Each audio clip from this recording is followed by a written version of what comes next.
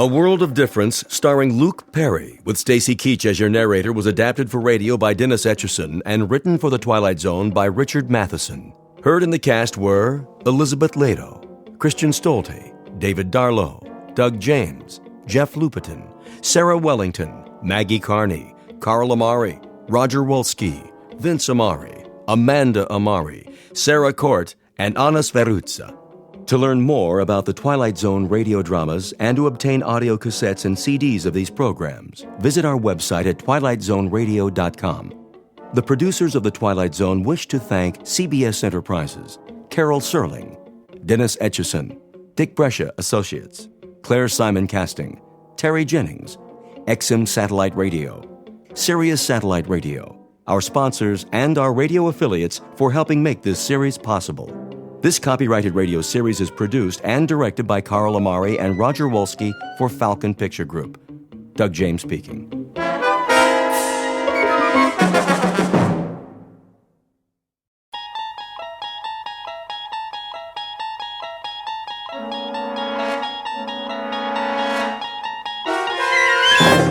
There is a fifth dimension beyond that which is known to man. It is a dimension as vast as space and as timeless as infinity. It is the middle ground between light and shadow, and it lies between the pit of man's fears and the summit of his knowledge. This is the dimension of imagination. It is an area which we call the Twilight Zone.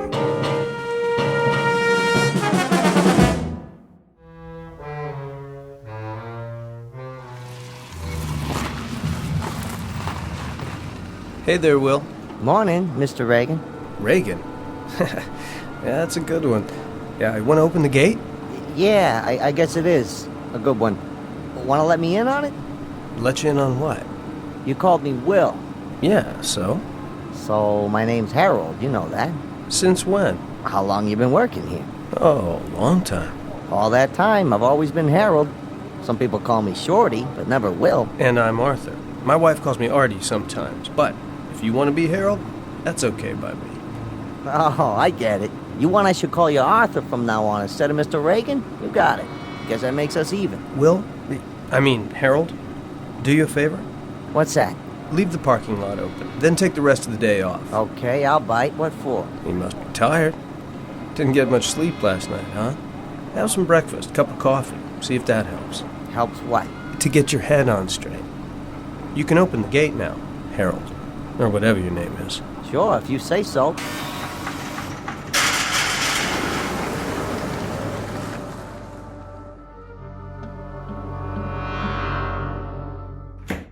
Morning, Sally. Oh, good morning, Mr. Curtis.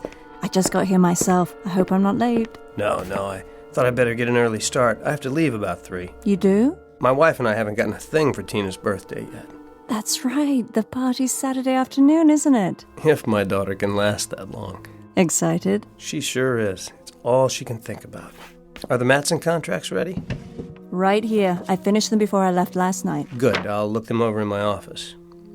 Well, back to the grindstone. Yes, sir. Oh, I almost forgot. Would you call the airline for me?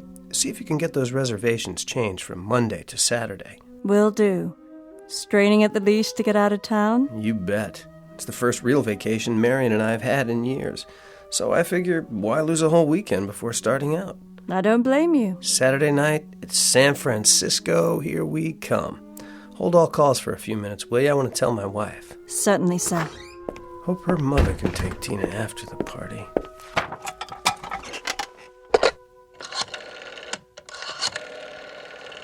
Oh, for heaven's sake. Sally! Sally! I can't get a dial tone! What's he doing? I don't know. This isn't in the script. Sally, I said... Who are you? What are all you people doing in... Cut! Where did Sally go? What happened to the wall and... I said cut. All right, everybody, take 5. Will somebody please tell me what is going on? Reality. The quality of being real or having an actual existence, a matter of interest to philosophers throughout the ages. The definition comes from the dictionary, and it directly concerns one Arthur Curtis, 36 years old and a successful businessman, or so he believes. Mr. Curtis is about to discover that the line between reality and unreality can be very thin indeed. In fact, under certain conditions, it may be less than thin. It may be invisible, at least in the Twilight Zone.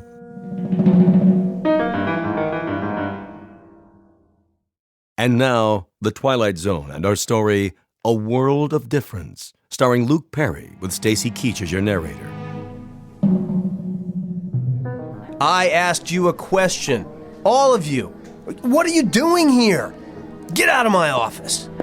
Come on, Jerry. That's not my name. Is it so hard to make a phone call? Lose the ad-libs. Who are you? Remember, Jerry? Marty Fisher, your friendly neighborhood TV director. What are you talking about?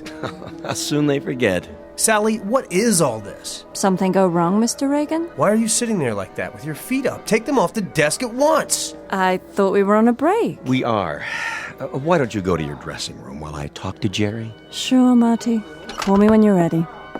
Watch the cables, Miss Lawson. Of course I will, Kelly. You'd think I'd never been on a set before. What are all these lights for?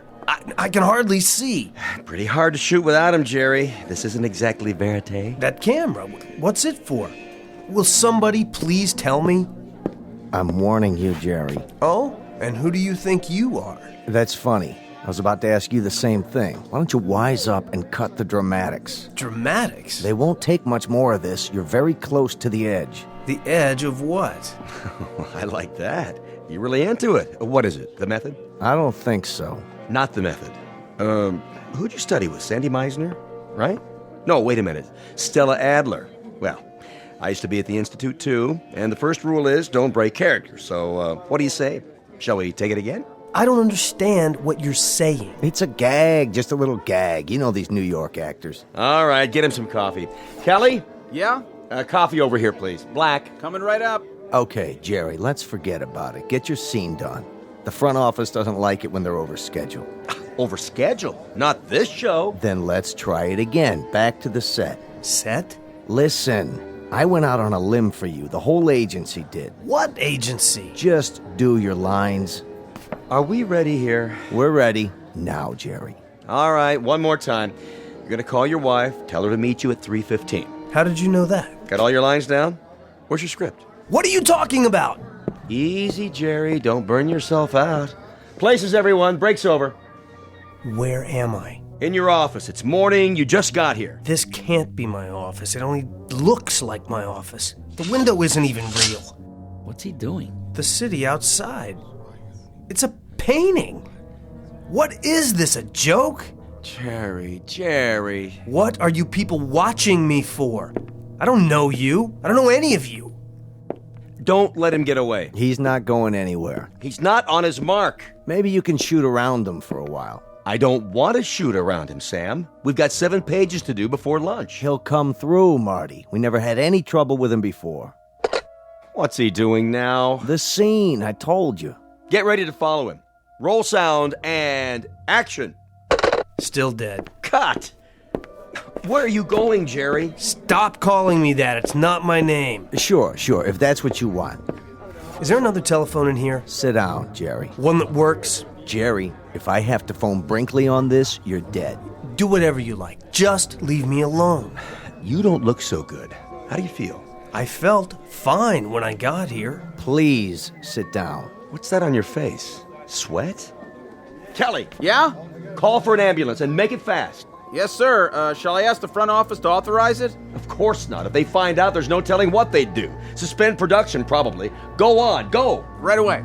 Jerry, let's go to your dressing room. You can lie down. Where's the nearest telephone? Jerry, we're trying to help you. My name is Arthur Curtis. Take your hands off me. I'm getting out of here. Did you hear that? Arthur Curtis?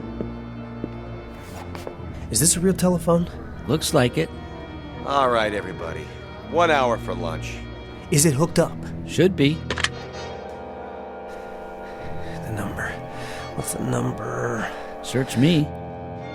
Operator, number please. I don't know. I can't think. I'll connect you with information. Yes, please. Directory information. Hello. Would you give me the number of Arthur Curtis? 22437 Ventnor Road, Woodland Hills? Checking. On Ventnor. Ventner. I have no listing for a Curtis at that address. What? You must be mistaken. Jerry? Listen, it's my own home. I'm Arthur Curtis. I just can't remember the number at the moment. Will you? If it's an unlisted number. It's not an unlisted number.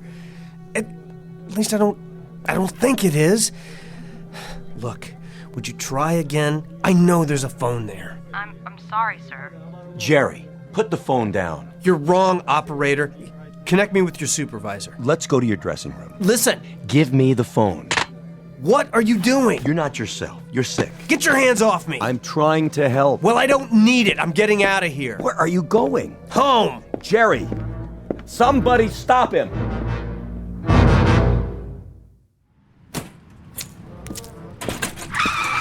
Hey, watch it, lady. Are you out of your mind? If you're drunk again, Jerry. Let go of me. Look, I don't care if they bounce you. I don't care if you never work again for the rest of your worthless life.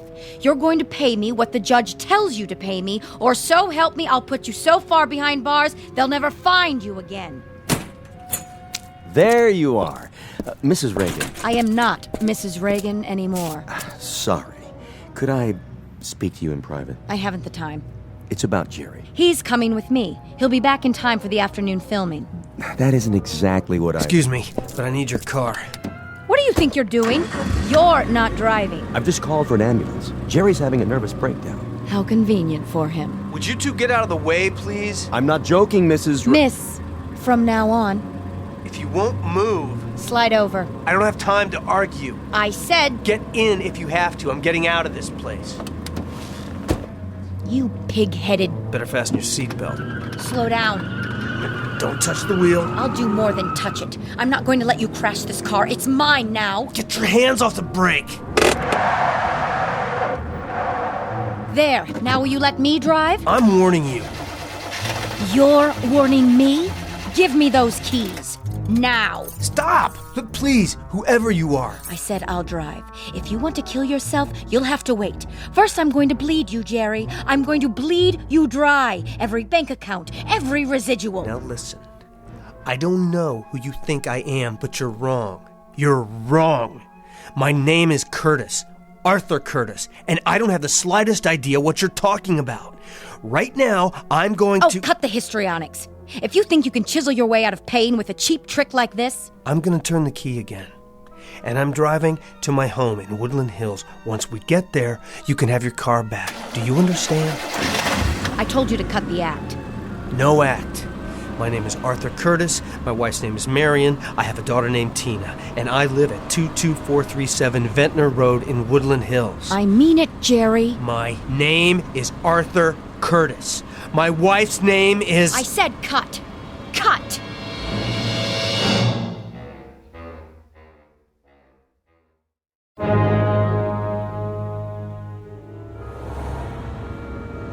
I don't understand. I've made this turn twice now. Let me know when the grand tour is over, will you? I don't know where I am. And yet I must. This is my neighborhood. I live here. Do you? I have, for years. Ever since I bought the house. But my street, it's just not here. What do you want, Jerry? An Academy Award? I've told you, my name is... Oh, can it, will you? Who are you trying to convince? You may as well give it up. You never had a less receptive audience. Why do you refuse to listen to me? Go ahead, then. Play it out. Make a complete idiot of yourself. I couldn't care less. I'm trying to find my house. Is that so hard to comprehend? Well, you're not going to, no matter how hard you try. And why is that? Simple. Because there's no such thing as Ventnor Road. Keep quiet. I'm trying to think. And what's more, there never was, except in your dreams. What's in the glove box? That's none of your business. This is my car now. There must be a map. Let me have it, please. Get your hands out of there. I'm just trying to... Tina! There she is! Who's Tina? My daughter! Another little secret you never told me about. When did that happen? See her? Skipping down the sidewalk? Oh, spare me. Hi, honey! Over here! It's Daddy! This is too much. You're going to get us both arrested. Tina, honey! Come here! I didn't have anything to do with this, remember that. Tina? Thank God. Leave me alone. But you're not Tina. Sorry, little girl, I thought... You scared me. You're a bad man. Get in. But that dress... I thought she was... I said get in. Or would you rather go to jail for attempted kidnapping? You should have let me drive in the first place. None of this would have happened.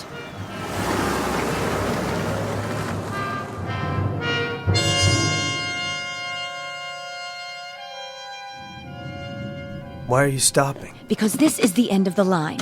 Here? Oh, don't tell me you're going to play surprised. But I've never seen this house before. You just won't quit, will you? That's Brinkley's car out front. What does he want? Who's Brinkley? Pound of flesh, probably. Well, he'll have to wait his turn.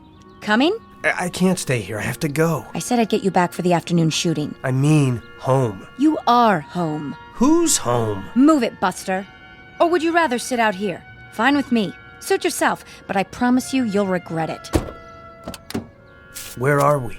Come on inside. Fix yourself a drink. A little hair of the dog? Maybe that'll do it.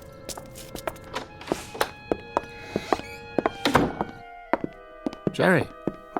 Who are you? Better be nice to Sam. He's still the vice president of your agency. Where have you been? I'm not sure. Did Sam call you? More than an hour ago. Said he'd left the studio, walked out. Stumbled is more like it. What's all this about? The studio? First things first, Jerry. Come into the study. Why? Nora, we need to do some damage control. We sure do. Can't this wait? I've waited long enough. I want my money now before he goes off on his next binge. Now look, I've explained to this woman that I'm not who you all seem to think I am. Frankly, I don't know what to think. But if we don't smooth this over right now, today, the network won't renew your contract. And that will cost us all money. My name is Curtis. I live... Jerry, stop it! Stop what? Would you rather I lie to you? You don't seem to realize the position you're in. Where do you hide the checkbook these days? I beg your pardon? I'll find it if I have to tear the house down. Excuse me. I have to get out of here. Jerry! Jerry! I'm going to lay it on the line. If you lose this part, we'll have to drop you as a client. We can't cover for you anymore. It's beyond that. Way beyond. Yeah, I'm sorry, but you're mistaken. All right. Look, they can shoot around you today. I'll tell them you came down with something. They won't buy it, but we'll do our best to make it stick. But come tomorrow, you've got to be there, Jerry, bright and early, with bells on. I don't know what's going on. God, help me. I don't know what's going on. You said that. Jerry, enough is enough. I tell you, I found it. Get over here. Now. Leave me alone, please. Nora, he doesn't look so good. Maybe we should take him to Cedars. You're going to sign this check, Jerry, right now, before you can pull anything else. Go on. Pick up the pen. That's it. Then we'll see about the state of your precious health. Please, I'm asking you. And I'm telling you. Sign it, Jerry. I want what you owe me. His hands are shaking. Oh, no. He's not going to get out of it that easily. I'll fill in my name in the amount. Just sign Gerald Reagan. Gerald. That's not my name. Raigan. In case you've forgotten how to spell, too. But I've never heard that name before in my life. Maybe he should lie down. Would you both back off? This has gone far enough. I am not Gerald Reagan. My name is Arthur Curtis. Do you hear me? Arthur Curtis. I work for... Wait a minute. I'll prove it. Operator, I'd like the number for Davis Morton and Company, 189 Brand Street, Los Angeles. Yes, I'll hold. But make it fast, will you? Of course there is. I should know. I work there. Look, I've been with them for 7 years. Don't tell me that. Don't. Here, lean on me. Sarah Bernhardt. Look at his eyes. I don't think he's faking it. Awfully good timing, if you ask me. Help me to get him to the other room. What? What is happening to me?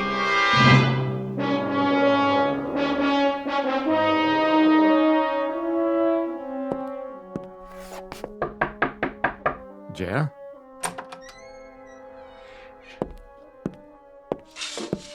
What are you doing? Just closing the blinds. Don't bother. I was hoping you'd catch a few winks. Feeling better? You don't believe me, do you? It doesn't matter what I believe. You've been overworked. Trying to wrap the season must have been a terrible strain. The season. I take it that's supposed to mean something to me. If it doesn't, we're all in trouble. Would you like anything? Some lunch? If Nora won't make it, I'll order out. No, thanks. I don't have much of an appetite. You need help, Jerry. It's not in my province, but I've known you a long time, and I hate for this to happen. It's not necessary, you know. It really isn't. Can't you see what's happened? Why don't you tell me? You know what this is? A script. For what? It's all right here. Take a look. Cast of characters. Arthur Curtis, 36, a young business executive, happily married. Let me see that. Curtis lives in Woodland Hills, California, with his wife and young daughter. Where did you get this? It's yours. From the dresser here, where you left it after studying your lines last night. Go on, keep reading. He is married to Marion Curtis, 33. A charming young woman, typical of that efficient breed which can manage a house and family and still have ample time for... Ring a bell? Who wrote this? That's neither here nor there. Some hack, probably. The point is, the only information you have about Arthur Curtis is what's written here. That's crazy. Jerry, I really do understand. Sometimes I'd like to escape myself, get away from this turmoil. The long hours, the early calls, to a simpler, sweeter existence. It's only natural. You're telling me it was all a delusion? That I'm really somebody named Gerald Reagan, a dissolute, pitiful... A sweet, unhappy man. A square peg in a round hole who never should have moved to Hollywood. Burdened with that harpy in there. Jerry Reagan, who wanted to be a serious actor once. Trying to make a living and find a little happiness. That's all. No. I won't accept that. The life I remember, it was real. I wish it were. For your sake. I wish it were.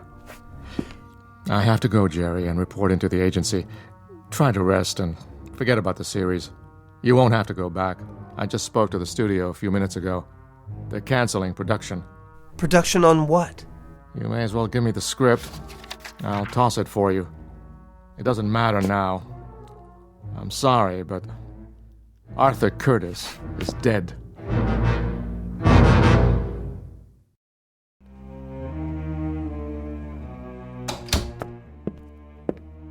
Well, what's his story? I don't think it's a story. Not this time. All better? Or should I fix him some milk and cookies? He's had it. Withdrawn from the playing field. And I can't say I blame him. Go on, then. Get out of here. I'll whip him into shape. If he thinks a little breakdown is going to let him off the hook. Wait! Jerry! Well, what do you know? It walks. Out of my way. Yes, sir. What is it, Jerry? I've got to go back. I told you it's too late for that. It's finished. No, I've got to get back to my office.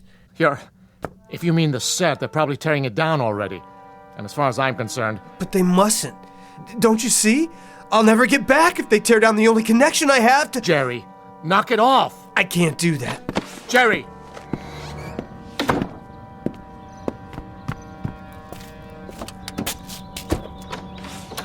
Careful, Jerry, that's my car!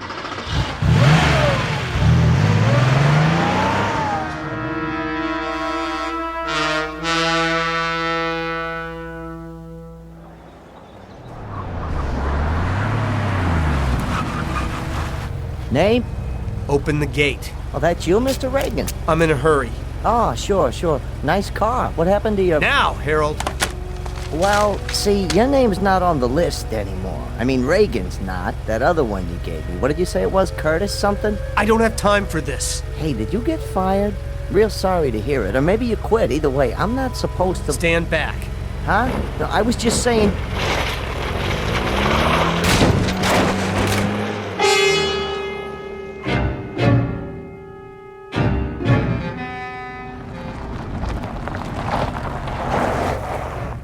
What in the... Hey! You can't do that! Put that down! What do you think you're doing? What'd you say? Watch your feet. That's my sofa! Yeah? Where are you taking it? Back to props. You can't. Yeah? I got a work order right here to strike the set. You mean my office? Which office? The low building with the rose bushes. 189. Nah, this is from stage 23. Which way is that? It's over there. Hang a right at the commissary.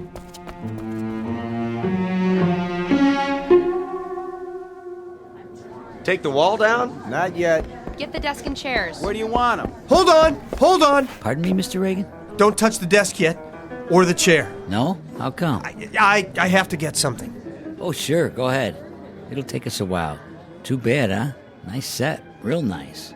Kind of sorry to see it go.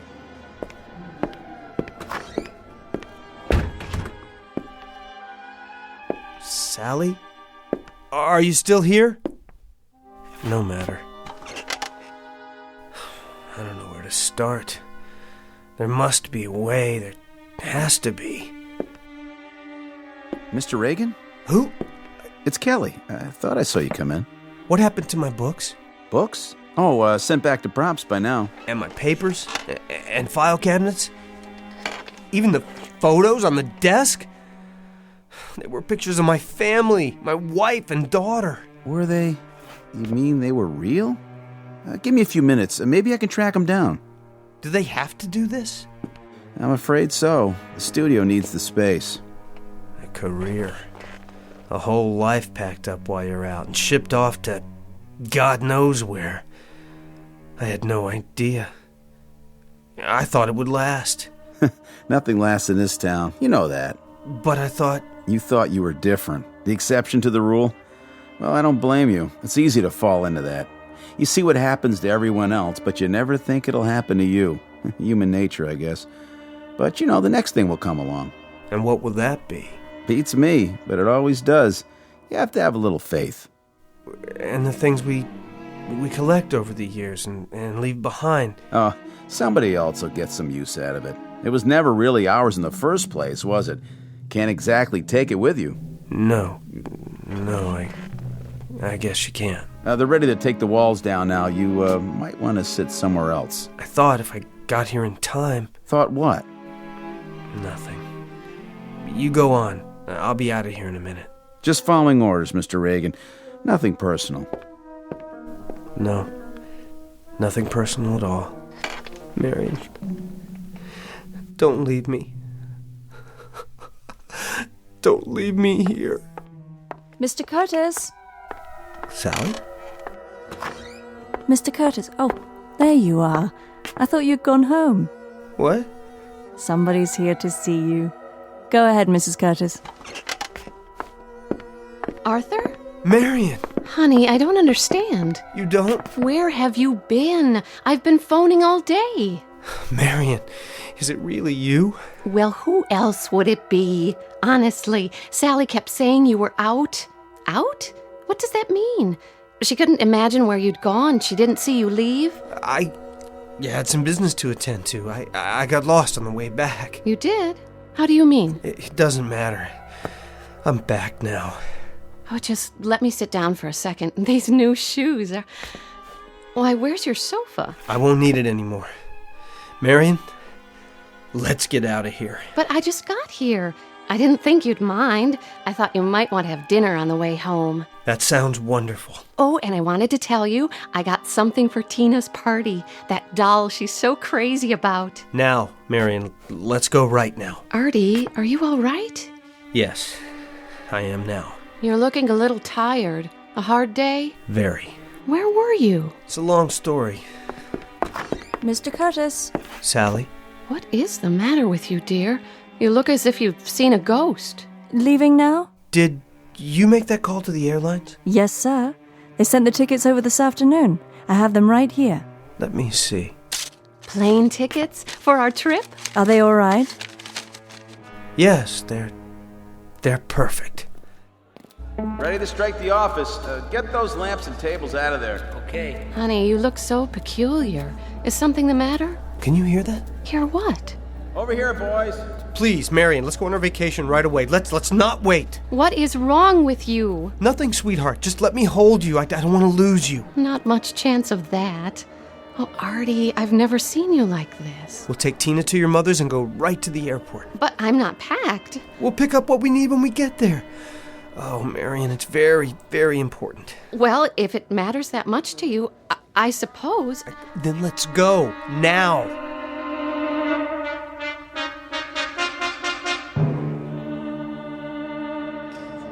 Hi there, Mr. Brinkley. Have you broken it down yet? Not just about to.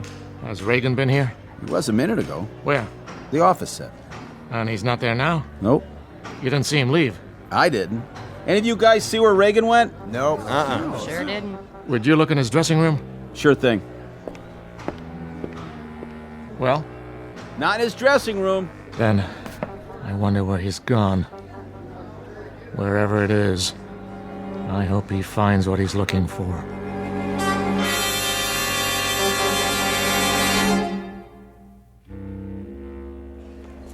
Flight 23 departing at Gate 5. Last call. Flight 23 to San Francisco.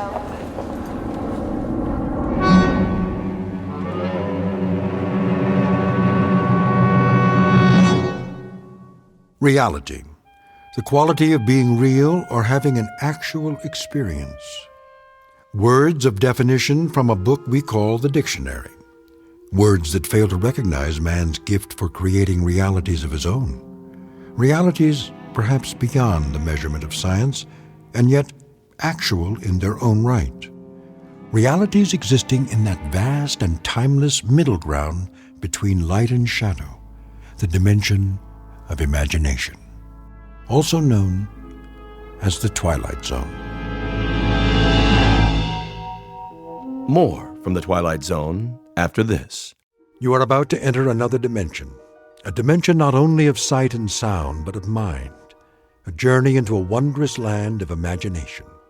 Next stop, the Twilight Zone. Hi, this is Stacy Keach. I'd like to take a moment to tell you about our Twilight Zone website at twilightzoneradio.com.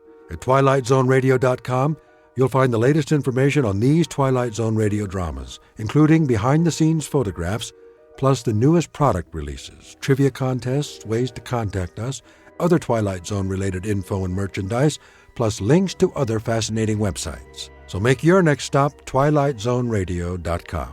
Visit twilightzoneradio.com to purchase these Twilight Zone radio dramas on cassette and CD, or call toll-free 1-866-989-ZONE. That's 1-866-989-9663.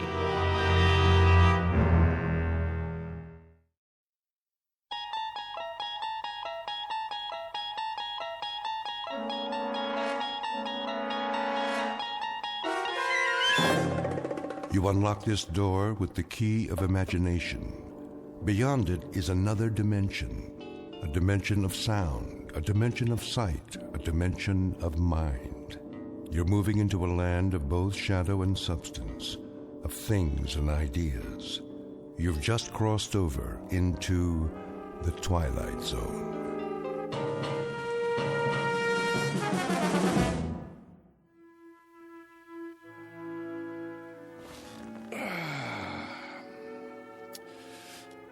Now then,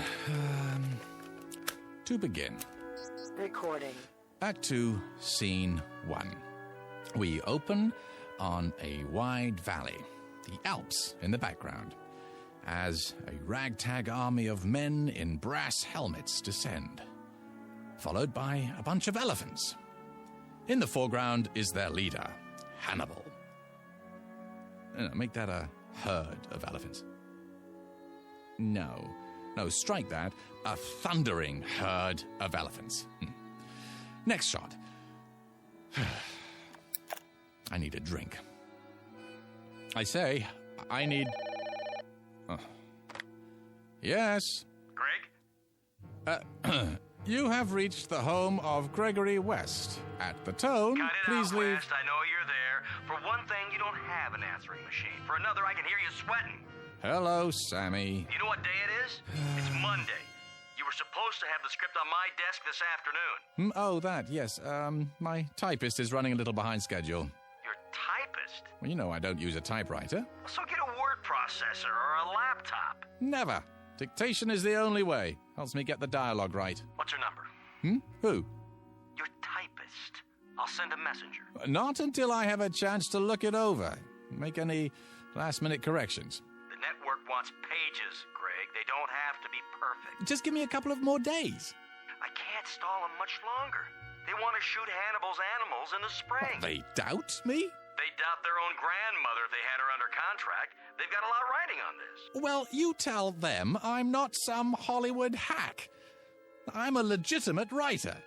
They're lucky to have my services. And you're lucky to have a six-figure deal. This isn't Broadway, it's TV. And you've got a mortgage to pay off. I'm aware of that, Sammy. Oh, I shouldn't have answered the phone. The one time I do. Is it Harold Prince? Is it the Theatre Guild? No, it's my agent with dialogue out of a Bud Schulberg novel. Bud who? Look, the script will be ready when it's ready. Do they want it fast or do they want it good? Ask them that, would you please? They want it tomorrow. That's what they want. I'm telling you. Bye, Sammy. We'll talk in the morning. Oh, my. Now I do need that drink. Mary? Did you hear what I said? Yes, darling? Ah, there you are. I was wondering Scotch and water? How did you guess? I think I know you by now. Relax, Gregory. You deserve a break. How right you are. Sit on the couch. I'll massage your temples before you go back to work. Ah, what a fine idea. Is the drink all right? Perfect. As always. There. Now close your eyes. Doesn't that feel better? I swear, Mary, you have, magic fingertips. The least I can do for such a talented man. That brain of yours must get overheated, working hour after hour, morning till night. I couldn't have said it better myself. Oh, yes, you could. You're a genius with words. I know. Oh, Mary, Mary. Yes, Gregory? Hold me. It would be an honor.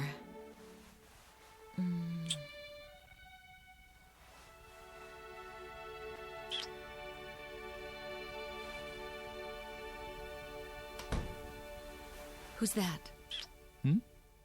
Outside the window, I thought I saw... No. Gregory! Not Victoria. Gregory? She can't be home yet. Gregory! How dare you!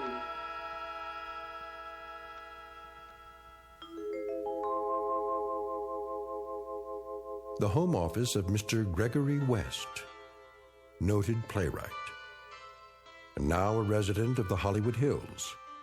A quiet, thoughtful man, even a bit shy, and at the moment, very happy, despite the fact that he is over deadline. His latest project? A script assignment taken to ensure that his household remains secure, despite the occasional fickleness of drama critics. The other ingredients of that household? There's Mary, warm, affectionate, devoted, the ideal companion for someone who values peace of mind. And the final ingredient, Mrs. Gregory West. In a moment, she's going to learn the secret of her husband's success, a method of creative writing taught only in the Twilight Zone. And now, the Twilight Zone, and our story, A World of His Own, starring Charles Shaughnessy, with Stacy Keach as your narrator. Gregory! Oh!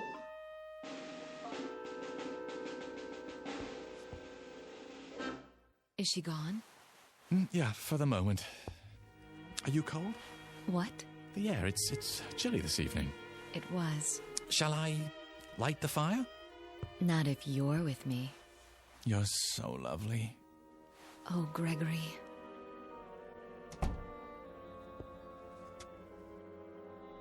Don't worry just yet. Oh, Mary. Gregory! Unlock this door immediately. I'm sorry. Greg, not again. I have to, Mary. But why? You don't know what she's capable of. I know you have a woman in there. Open up. No, Greg. What else can I do? I warn you, Gregory. Oh, my. Are you so frightened of her? She can make my life miserable if she chooses. All right, then. If you must. Do you hear me, Gregory? Are you deaf? Be right there. Don't think you can hide her from me. What's that, dear? Don't think you can let her out the window either. Gregory!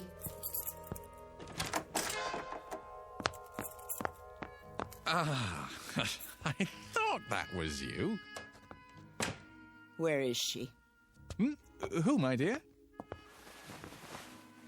Not behind the drapes. I'm sorry, I don't understand. Under the desk? What are you going on about, Victoria? You know perfectly well. I suppose you let her out the window. But the window doesn't open, remember? Then where? Who? You little worm, you know who. What have you done with her? Where did she go? Where? Please, stop. My glasses. A cozy fire. Your smoking jacket. Oh, only because it's comfortable. You know I don't smoke. Of course you don't. In order to smoke, you'd have to heat up. And you've never risen above room temperature. Sit down. Let's talk this over. Have you installed a secret door in here? No, dear. The study's as it's always been. A place of seclusion for my work. For your work. For monkey business, you mean? What are you doing? I'm arranging my notes. Notes? Those are tapes. Well, you know I prefer to dictate, dear. I'm not your dear anymore, you libertine. Who's a libertine? You intend to stand there and deny it. Deny what? That you had a woman in here. Victoria, I never meant Liar. Cheat. Fraud. Victoria! If you force me to do it, Gregory, I'll have this room torn down. Panel by panel, board by board. Why? Don't toy with me. Who's toying? Then you must think I'm handicapped. What? Lacking in all my faculties. The vital functions, like sight. You think I'm blind? Of course I don't. Then how can you refuse to admit it? I stood outside that window and saw the two of you on that sofa there. Don't. Zip it. Shall I describe her to you, Gregory? Her brown hair, the simple black dress, the pearl necklace, how she handed you the drink. If I'm not mistaken, this drink right here. I don't recall who made that. You don't? Your private bartender, maybe? In our own home, Gregory. Our own home. That drab, ugly little creature. She's not. Aha! How was your day, dear? You, went to a movie, didn't you? Was it a good one? Apparently not. Oh, well, they can't all be works of art. Didn't expect me home so soon, did you? Thought I'd go out to dinner afterwards. I didn't say that. I've had my eye on you for some time now. Oh, how flattering. You thought you fooled me, didn't you? Why, no. You know you can't lie to me. You thought I'd never suspect the real reason you kept sending me away from the house. Have to be alone to work. The famous playwright. Famous philanderer is more like it. You do me an injustice. Oh, do I? All right, out with it. Who is she? Victoria, dear. Don't you dear me. Ow! And don't touch me. At least try to understand. Oh, I understand perfectly. But you don't. Why don't you enlighten me then? There's no other woman in my life. There certainly isn't. Not anymore. Because you don't have a life. How can I explain it to you? That's the question of the evening. How? Well, I'm waiting. I'm a very patient person. I'm not going anywhere. Go ahead. Take your time. Choose your words carefully. because I intend to report each and every one of them to my lawyer. No, that won't be necessary. I'll be the judge of that. Victoria. All right, then. You recall my play, The Fury of Night, Do you? The one that made my reputation? It won a Tony Award? Then there was interest from Hollywood, and we moved out here. I'm listening. What about it? Well, you remember the character of Philip Wainwright. He was the first character that I was ever really successful with. The critics said he lived on stage, not a collection of mannerisms. He breathed, What's her name? What? Her name. What do you call her? Fifi? Foofy? Or do you just call her whenever you feel like it? Mary, but... Mary! How common. She's not common. Oh, you mean she has hidden talents? I'll bet. Does she cater to your every need? Drain off your tensions before they have a chance to build up? Victoria, don't. I'm trying to explain. Then go ahead. I'm all ears. All right. You know I've spoken many times of how fictional characters seem to come to life for me. Such vivid life that they begin to determine their own actions. As the author, I may have some particular lines and moves planned for them, but they simply won't do it. They become so strong that they begin to take over the story. I'm not interested in a lecture on writing. You artistic types are all alike, full of mumbo-jumbo about feelings and moonbeams. It's all smoke and mirrors.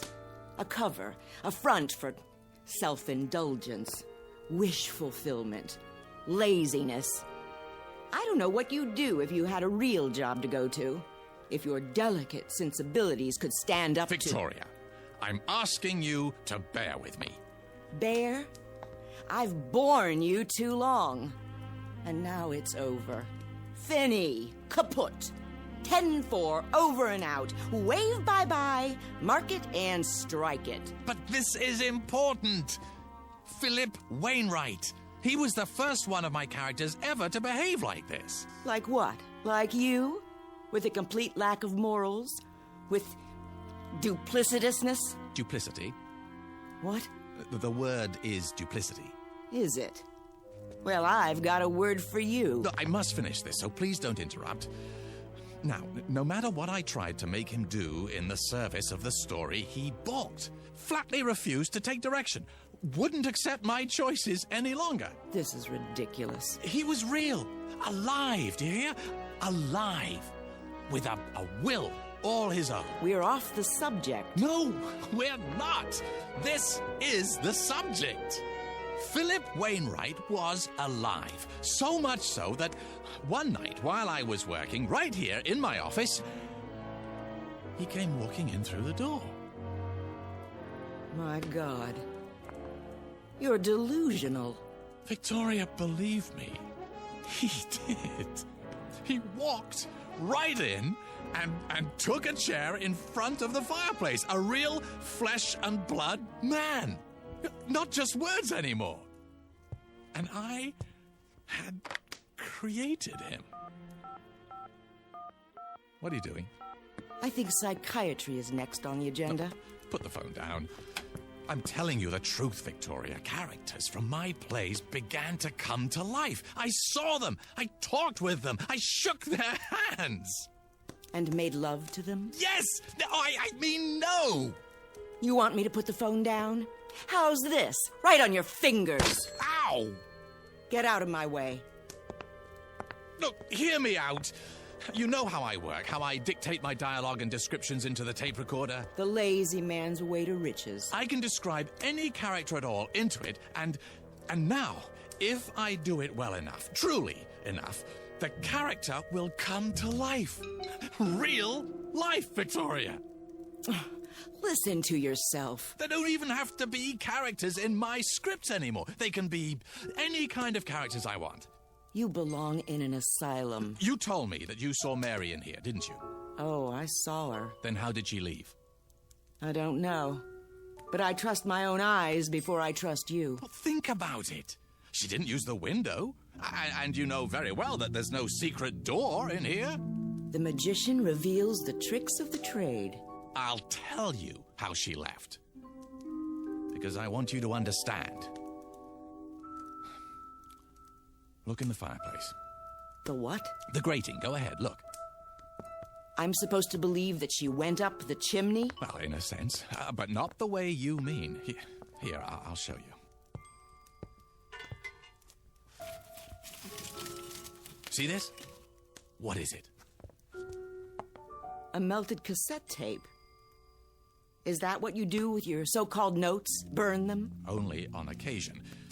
When I have to get rid of something in a hurry, or someone.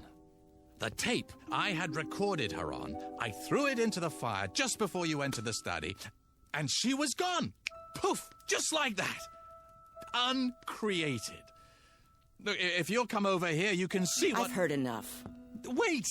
I'm leaving. I'm telling you the truth. Get out of my way. Where are you going? I'm going to have you committed. Look, you've got to believe me, Victoria. What do you think you're doing?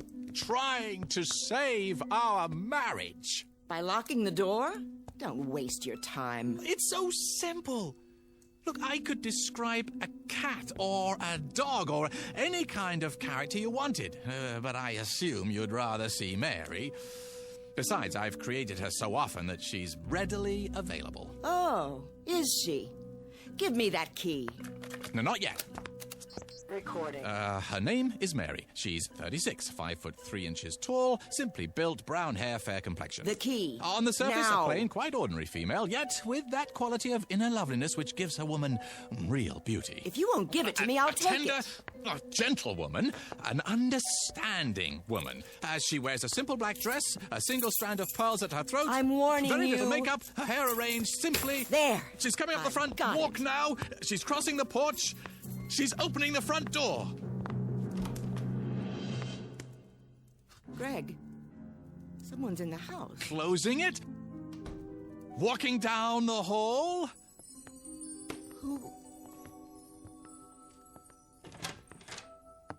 Good evening, Mrs. West.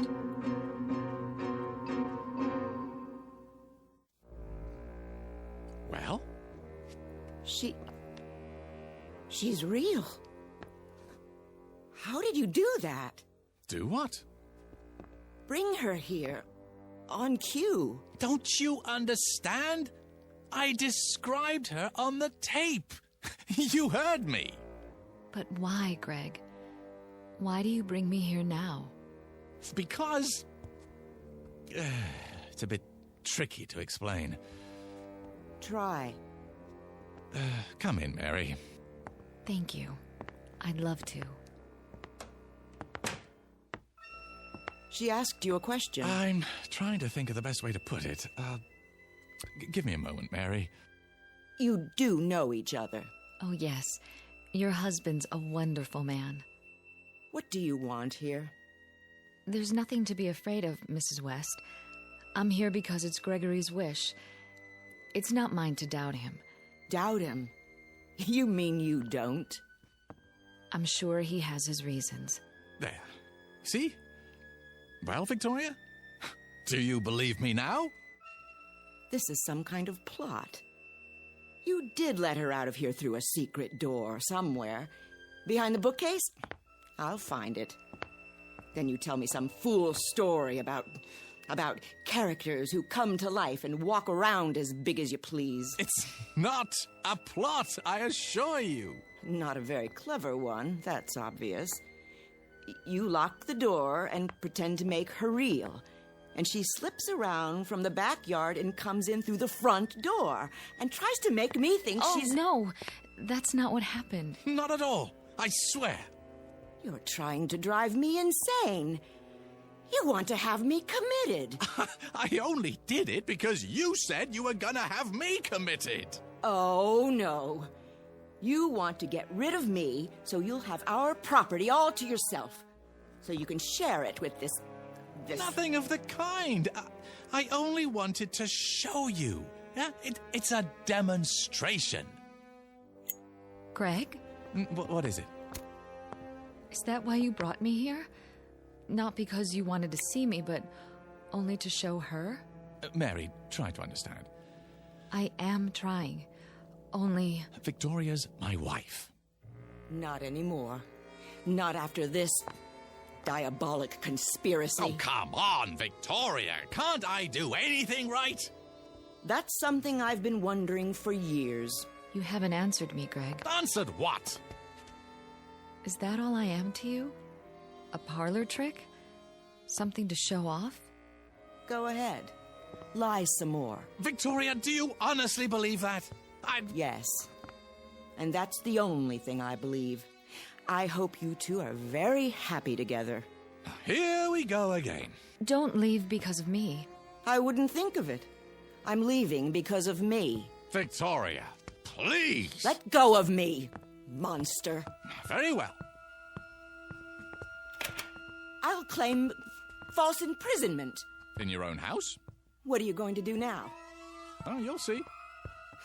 I'll scream. I will. What for? No need. Is that my tape? It is. And you're going to... There's no way around it. Craig, why do you do this to me? I'm sorry, Mary, but what else can I do? But again? I just got here. I have no choice. That's all you ever say. Don't you think I'm nice enough? Oh, that isn't it at all. Not loyal? Not interested in your work? Not sensitive to your needs? Not giving enough? No, quite the contrary. If you're going to be cruel to her, don't do it because of me. No, of course not. Wouldn't believe me. Oh, no. Had to make me prove it. Make me force poor Mary to... Oh, Victoria. Sometimes I wonder. A man has feelings. Feelings that get turned into thoughts, and then into words. And those words go onto paper, and eventually they live, and breathe, and walk, and talk, and strut upon the stage in their petty pace for a paying audience. But you wouldn't know anything about that, would you? Not even after living with me for so many years. I really don't want to do this. If you do, don't bring me back again, Greg. Mary. Just don't. I can't stand it any longer. You're a part of me.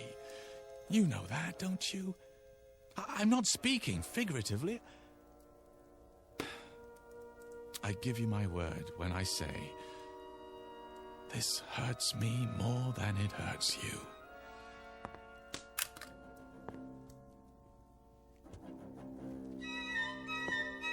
I'm so sorry, Mary, but she is my wife. I understand. I suppose. Greg, I feel so strange. What's happening to me? Help me. Greg, help me. Please. Greg. I feel so strong.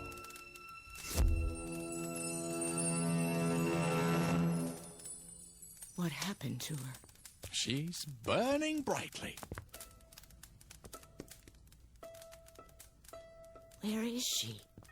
I've told you. But where?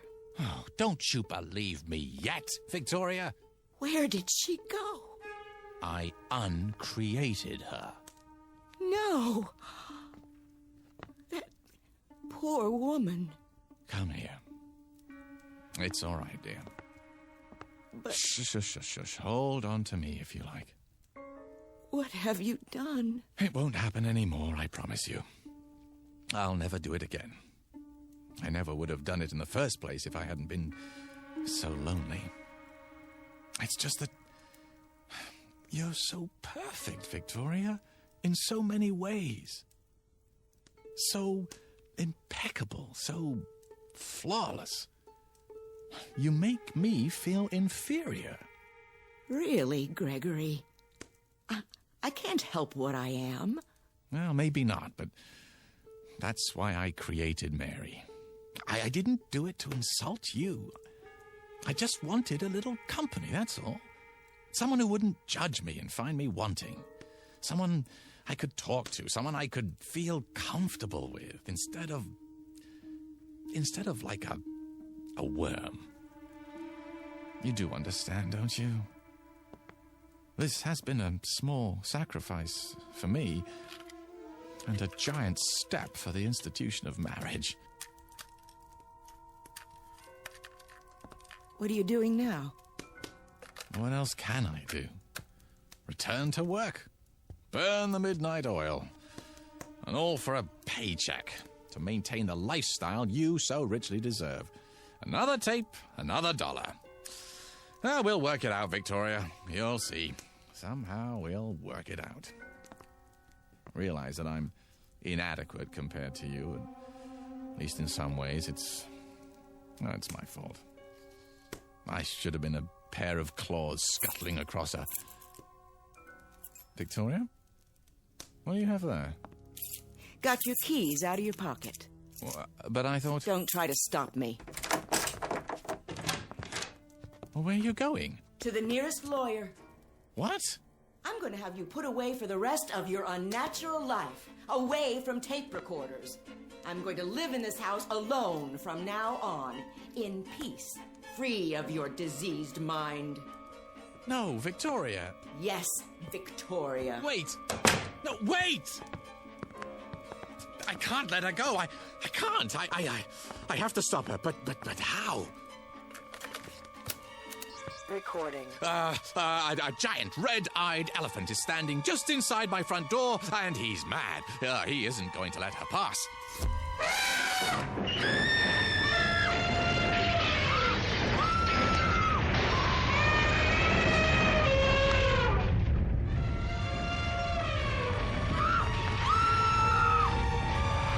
Something the matter, dear? Get that elephant out of my home! Will you stay? Yes. What did you say? Yes. I can't hear you. Yes. Yes. Yes. Very well. Hurry. Just a moment. Gregory! Yes.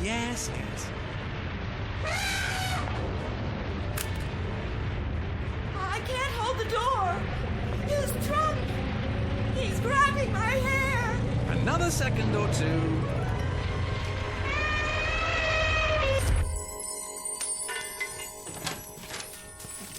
There.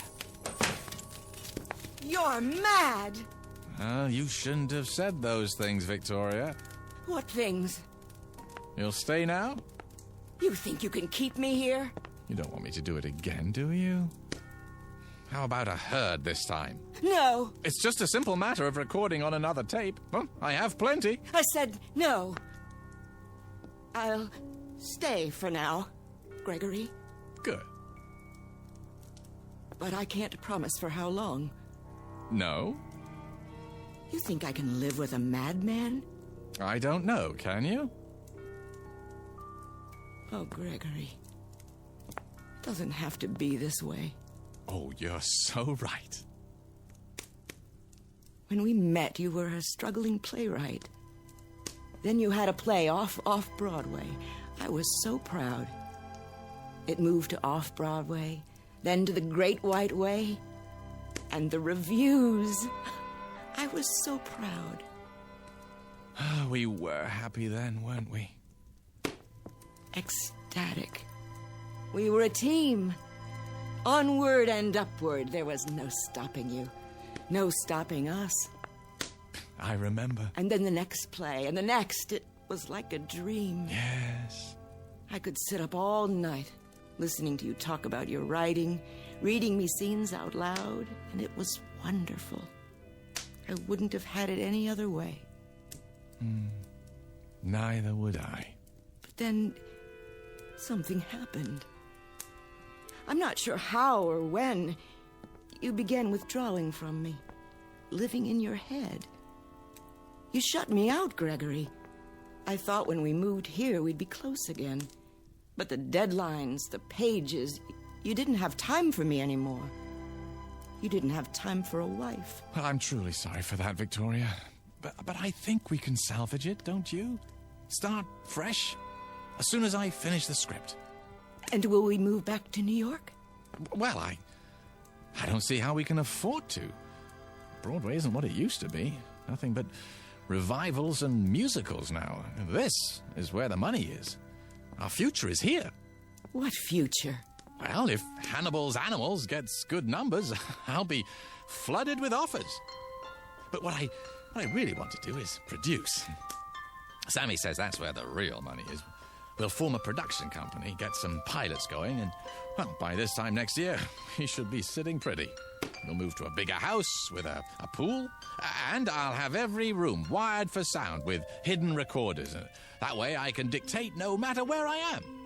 And after a while, I won't have to write at all. My characters will do the work for me. I'll straighten their collars, wash behind their ears, and send them out into the world to make me famous. Can you see the future, Victoria? Can you? Thank you, Gregory. For what? I can see the future. What it would be like with you. And now I know I was right. You are insane. Oh, come now. The first chance I get, I'll have you in a padded cell. Believe it, Gregory. I do. Well, I guess that's it.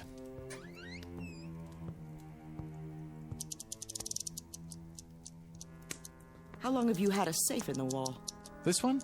Oh, only since we moved here. Before that, I had a safe deposit box. From the time we were married. What's in the envelope? Oh, see for yourself. It has my name written on it. Victoria West. That's right. What's this supposed to mean? I'll show you. A cassette tape. Your tape. What do you mean, my tape? Shall I put it back for safekeeping, Victoria? Or shall I burn it? Which will it be? You wouldn't. The choice is yours. You want me to believe... Oh, I'm telling you, Victoria. As if I had to. Well, look at yourself, Regal, beautiful. You could have had any man you wanted. Haven't you ever wondered how you got stuck with me?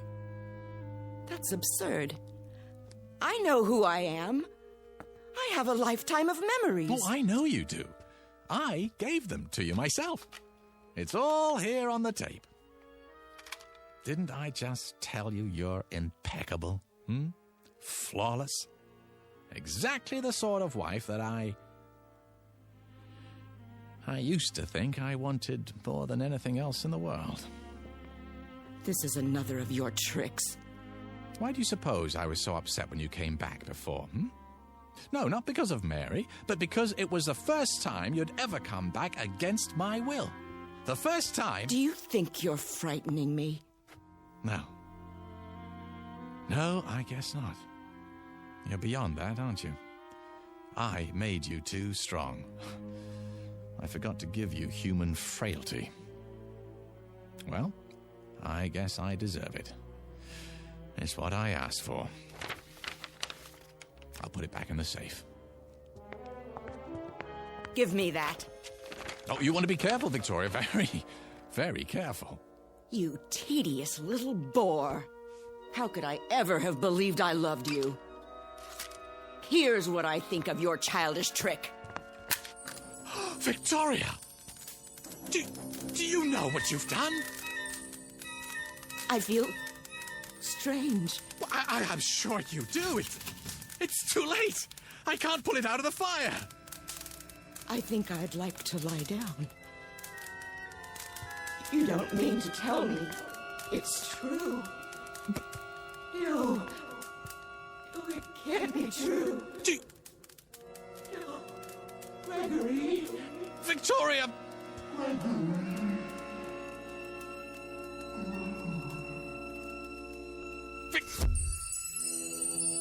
Oh.